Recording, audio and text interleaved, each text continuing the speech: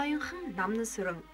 Монголын сайн ноёнхон Монгол улсын ерөнхий сайд Төгс очрын намнан сүрэн 1878 онд одоогийн Өвөр хангай аймгийн Уянга сумын нутагт бар жилийн, бар сарын, бар өдөр тухайн үедээ догшин цоохор ноён хэмээн алдарсан Төгс очир болон хатан хандмаагийн хөвгүүн болон нэлжээ. Намнан сүрэн 1884 онд буюу 6 настайдаа Бээс чимэд доржтон төвшмөл шийлэг нарт шав орж Монгол бичгийн нэвтрхий сурч манж хятад хэл үзэж түүхийн судар судлан хожим улс төрийн хэргийг ихэд эргцүүлэх болжээ. Түүний багш чимэд доржтон төвшмөл нь Монгол хар ухаантай хашир хэрсэн нэгэн байсан болохоор намнан сүрэнд дооцсон амьдрал Монгол ахуйн заншлыг давхар мэдрүүлж сургасан ажээ. 1986 онд сайн ноёнхон аймгийн 10 дахь үеийн хан орыг залгаж Чив Вангийн хэрэгмийг уламжлан авч маш залуугаараа аймагуудын чуулганы даргаар томилогдсон нь түүний олж авсан боловсрал эрдэм мэдлэгийн гэрч ажээ. Сайн ноёнхон намнан сүрийн манжийн шин засгийн бодлого гихчийг эхнээс нь эсэргүүцэж Чив Ван хандарчийн тусгаар тогтнох үйл хэргийн санааг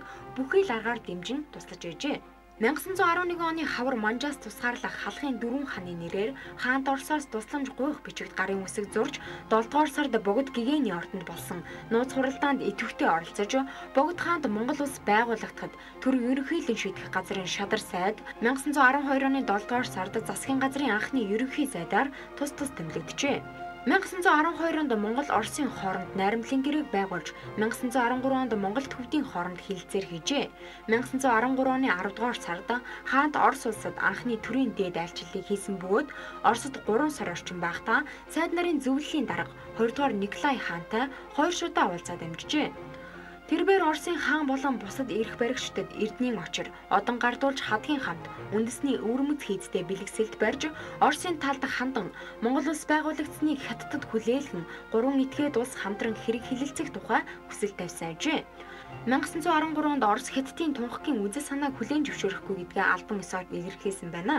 Мөн Петербургт сууж байхдаа Англи, Америк, Япон, Хятад, Швейцар, Франц, Герман, Итали, Турк, Голланд, Дани, Австри зэрэг 10 гаруй улс орны элчин сайдын ямад тусгаар тогтнолын тухай нот бичиг хүргүүлэхэд Хятадаас бусд нь хүлээн зөвшөөрж ажээ. Айлчлалын үед болсон хилэлцээрүүд улс төрийн тохиролцоонд хүрч чадахгүй байсан учраас Петербургт Монголын элчин консулын газар нэг санаанд бүтлгүй болсон ч хаант Орос улсаас 30 жилийн хугацаатай 3 сая рублийн зээл авахар болжээ. Намнан сүрэн Монгол туурагтныг нэгтгэсэн улс байгуулах хэргийг хаант Оросоор зөвшөөрүүлэх гэж хичээнгүйлэн зүтгэсэн боловч талаар болсонд их л дурамчхан нутагтаа эргэн иржээ. Гэвч ховдын хязгаарыг өөртөө нэгтгэх явдлыг хаант Оросоор зөвшөөрүүлсэн нь маргашгүй том амжилт билээ. Тэрбээр Петербургт байхдаа мал эмнэлгийн сургууль хэд хэдэн үйлдвэр, халуун цагт мах хадгалах зойр, үхэр бууны цэргийн сургуульд орд харш цэргийг үзсэн түүний улс орноо шинтгэх үзэл ихээхэн тус болжээ. Намнан сүрэн 3 улсын хилэлцээрд Япон улсыг оролцуулах боломжийг судалж, Японы эзэн хаанд загтал илгээж, Даалан цэрэнчэндийг 1914 онд Япон руу илгээх орлого хийсэн байна. Энэхүү хилэлцээр 4-р, 5-р орнуудыг оролцуулбал Монгол улсад ашигтайгаар ирэх боломжтой хэмээн тунгаасан боловч Японы талд Оросын бодлогын улмаас тэрхүү бичгийг задлж уншилгүй буцаасан түүхтэй. Намнан сүрэн ерөнхий сайдын албыг хашиж байхдаа засгийн газрын бодлогын дагав нийслэл хүрээ аймаг хошуудад дал шахан баг сургууль, хужир болон цэргийн сургууль зэргийг тус байгуулж Хаагт Ирхүү хотод чой басан тэргүүтэй 13 хүүхэд багчуудыг явуулж сургасан нь улс орны хөгжилд боловсрал асар чухал болохыг үнэлж мэдсэн хэрэг ажээ.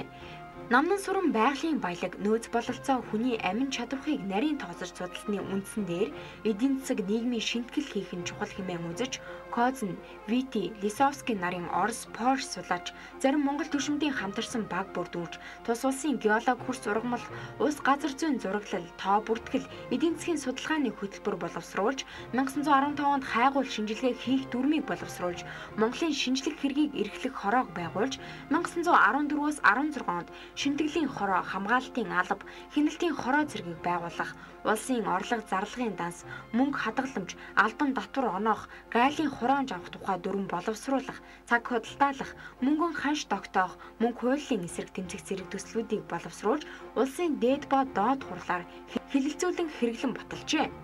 Намнан сүрэн нь Чингис хааны 15 дугаар үеийн ач, Батмөх Даян хааны 11 дугаар хөвгүүний гэрсэн жалаар хунтаачин, Гутгаар хөвгүн онохын үүзэн ноёны 15 дахь үе ач юм.